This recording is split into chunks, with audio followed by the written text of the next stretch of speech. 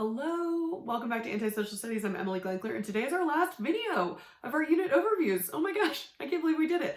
Well, I did it, but I can't believe that you did it with me and watched. So today we're finishing our series on Unit 9, Globalization, and really our guiding question for this whole time has been trying to explain the extent to which science and technology have brought change from 1900 to the present, and my argument has been, yes, it has. It's brought a ton of change.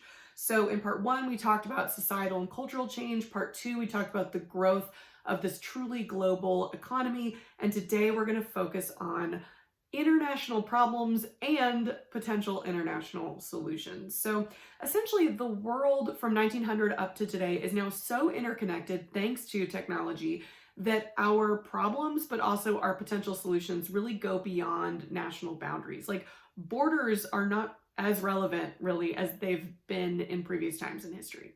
So one issue is that different states have dramatically different problems that they're facing. So because in the last video we talked about this sort of global hierarchy of states, you now have these so-called advanced states, which are the highly industrialized, sometimes even knowledge economies, that are so technologically advanced that now some of their biggest problems are, for example, diseases associated with longevity, like cancer or Alzheimer's or heart disease. Whereas in other parts of the globe, you have other states that are still struggling to tackle diseases associated with poverty, like malaria or tuberculosis. And that makes it really hard for those two states to come together and work on problems because some of the problems they're facing are, on different ends of the spectrum.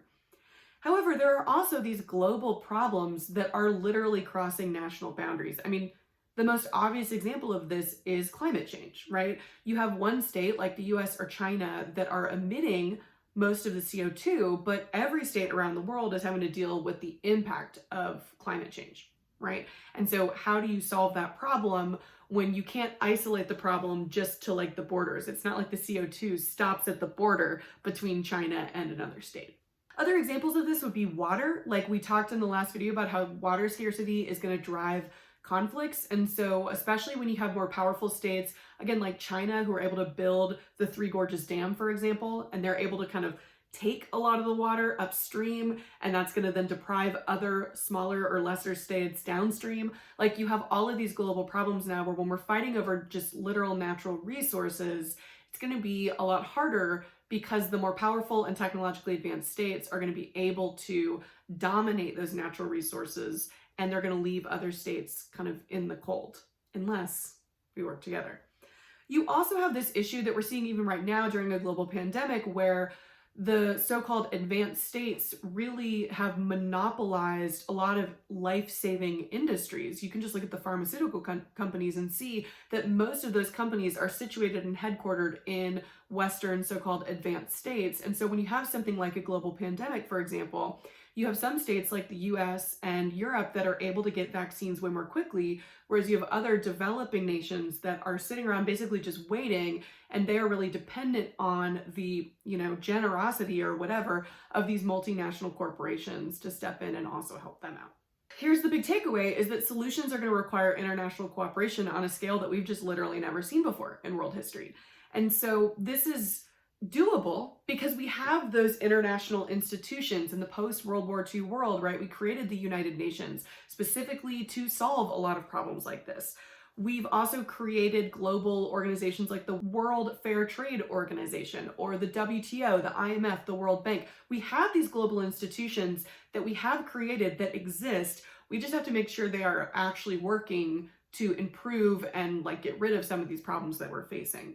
Obviously, you also have the rise and the importance of what are called NGOs or non-governmental organizations. These are like global nonprofits.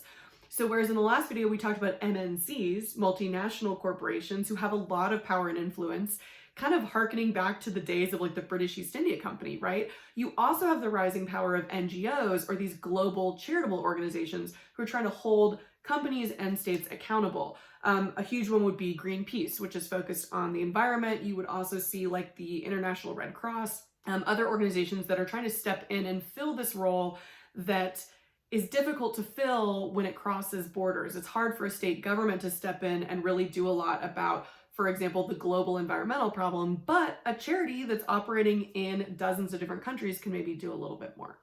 You also, by the way, have protest and resistance to rising globalization. So keep in mind that you have groups that are wanting to kind of roll back the effects of globalization. You had protests in Seattle in the late 90s against the World Trade Organization because it was seen as promoting kind of free trade liberalization that was benefiting the more advanced Western companies at the expense of the developing nations.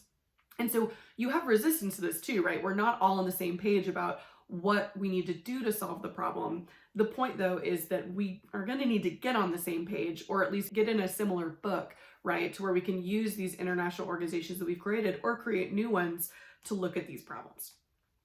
All right, we did it. That's it. We covered all of world history.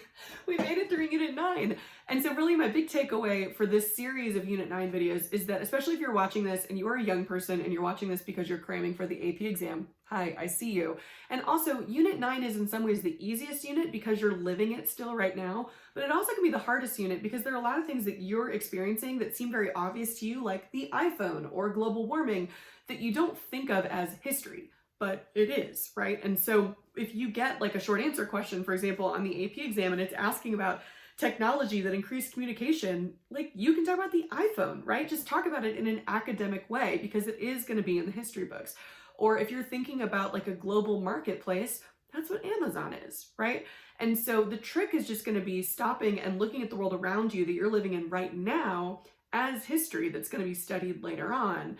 And that's what makes Unit 9 really cool and also like kind of trippy because you're like, whoa, we're living it right now. So thank you for like following along on this journey with me. I'm gonna be posting way more videos that are gonna be deep dives or talking about how to write essays, that sort of thing, but we did it. This is the content. And again, if you like this, if this was helpful to you, make sure you're subscribed to my YouTube channel. Make sure you follow me on TikTok and Instagram. And again, you can show thanks by joining my Patreon. Let me know that you appreciate the content that I've made. All right, on to Unit 10 whenever that happens. Bye.